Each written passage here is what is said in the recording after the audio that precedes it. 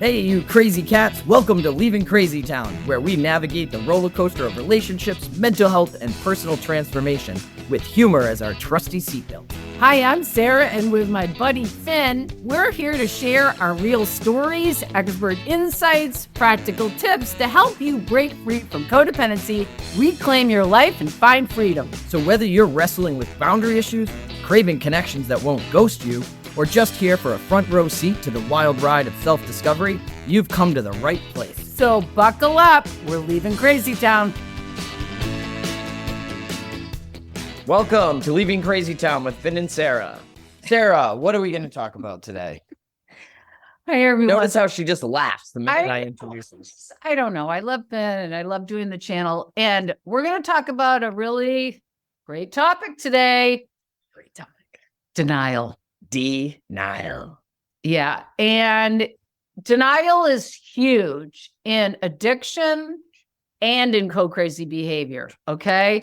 Because, well, we all know that denial is the quintessential component of addiction, which means Do we know? we do know that We do. because people live and die being alcoholics and addicts and never really get it. So what we're going to talk about today is how do you go from denial to just starting to get some awareness of what's happening. And the trouble is denial protects us, right? It protects us from the truth. So if I'm, say, married to an alcoholic woman and I deny that she's an alcoholic, I don't have to do anything. If I'm in a bad marriage and I deny that it's bad, don't need to do anything. If I'm in some co-crazy, my boss is abusive to me and I'm in this co-crazy dynamic, I don't have to look for another job because I can just stay in denial. So it protects us to a certain degree, but it also can kill us because if we deny we're a substance abuser or we're shooting heroin every day, we're going to, not have a good ending. So we're going to talk about the process of finding some awareness out of your denial. And Finn, are you going into a man moment? Sorry, we call them man moments, but there's probably woman moments too. But sometimes Finn just, okay. No. Oh, so denial. All right. Yeah. My thoughts on denial are We were talking about the all or nothing too. That sometimes the all or you feel nothing is key. So I'll just give a little example, maybe. Yeah, give an example. When I was at a meditation retreat, I got calm and there was a lot of downtime. And at one point, what rose up in me is I need to leave my job. Right. Huge action. That was the thought. I need to leave my job. I didn't really. People will say, I need to leave my marriage or I need like this. And then you go back into denial because it seems too big. Or it's hard and So no, it's okay. Yeah. So I had known that, I enjoy doing the videos with Sarah and we have fun. I love helping people and I want to have fun. Like that's all I want. And at the time when this feeling was coming up, it had been months where I knew work wasn't fun. And I would find myself, I like to be a positive person. And I would find myself complaining in my head and wanting to tell someone like, oh, I have to work today or, oh, I have to do this. And I stopped because I'm like, no, I don't want to have a negative attitude about work because I got to go to work, but I still wasn't allowing this feeling to come up. So it hits me a month or two ago, I need to leave my job. Because I wasn't happy. I want to be happy, So right away I went into panic. And so what happens for me when I have an awareness, and of course I go from months of ignoring the fact that I really wasn't happy with my job. Perfect. To I have to leave my job. So I go right up here and I'm like, all right, I'm doing finances in my head. I'm figuring out what's my plan. How am I going to survive my health insurance, whatever. And the thing is, I've enjoyed my job at times. So I finally had to say to myself, wait, you don't have to do anything. You're having an awareness that you're not very happy with your job. Right now.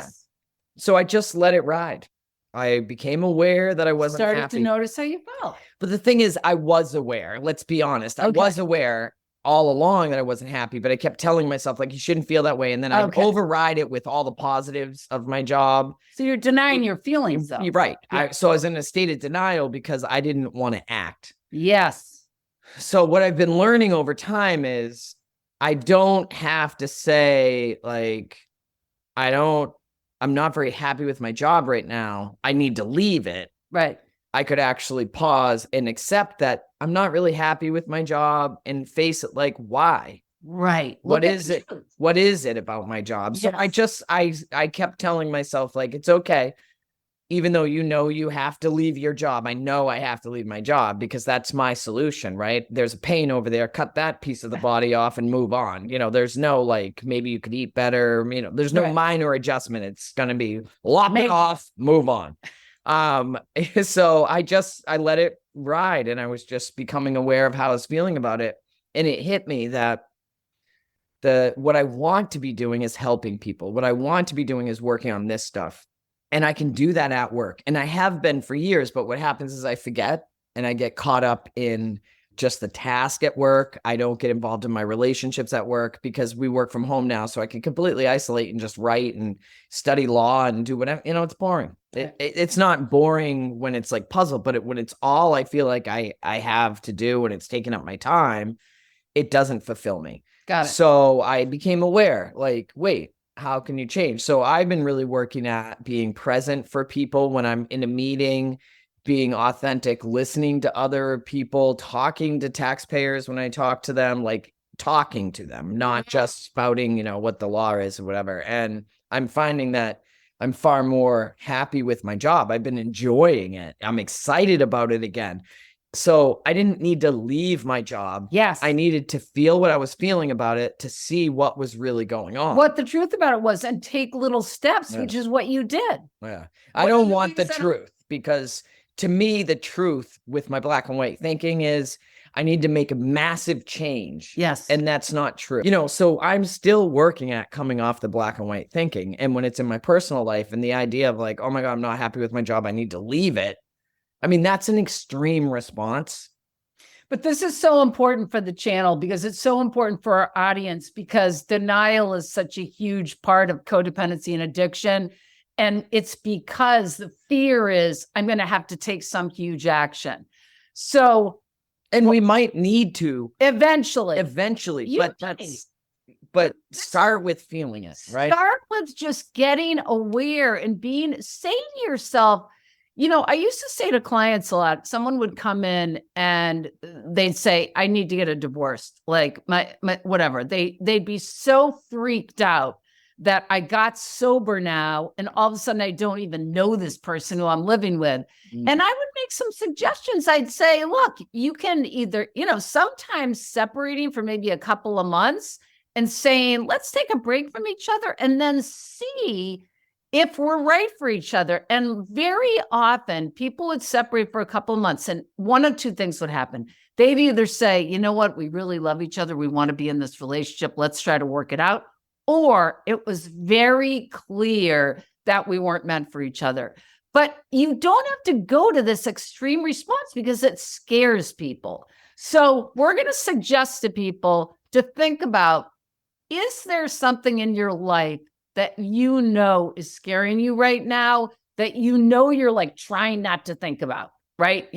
I'll tell you what it was for me a little while ago, okay? I, for the most part, try not to eat sugar and flour, okay?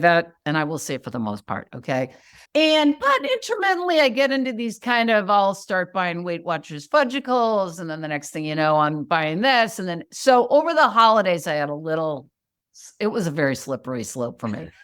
And, my refrigerator is basically full of 3 kinds of ice cream and, which I'm sure people can relate to. But what's starting to happen to me is I'm not sleeping. And I'm thinking, why aren't I sleeping? Well, in the past, I know that sugar keeps me up at night. Okay. But I'm pretending it's all these other things. I'm like, turn off your phone at night. God forbid we give up the ice cream. I definitely have an ice cream thing, and you guys will hear about this forever. And I know those of you who have struggled with food issues will be discussing those often.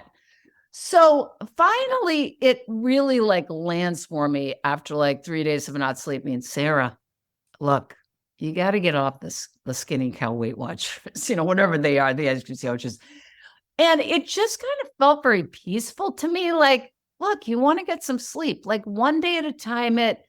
throw them away, whatever. And I got into reality, but it took like kind of saying to myself, look, don't freak out about it.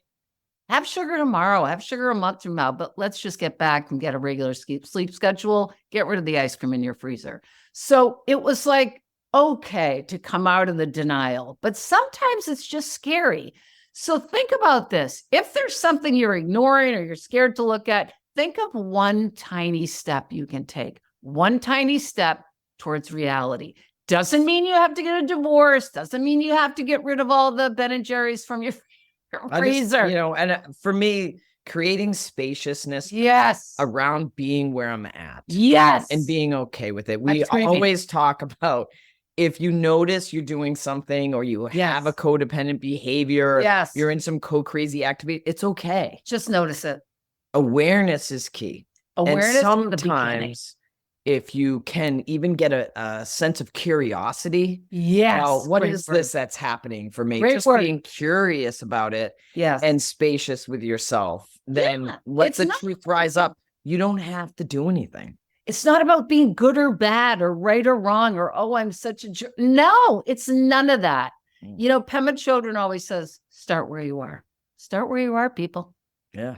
We're leaving Crazy Town. Fasten your seatbelts. Fasten your seatbelt. Thanks for listening to Leaving Crazy Town. We hope today's episode offered you valuable insights and tools to help navigate your relationships. If you found our discussion helpful, please rate, review, and subscribe to our podcast. And share it with a friend. Misery loves company, right? Stay connected with us on social media and visit our website for additional resources and updates on future episodes. Until next time, remember that breaking free from codependency is a journey, and we're here to help you every step of the way. And hey, if all else fails, at least you'll have a few left. So buckle up. We're leaving Crazy Town.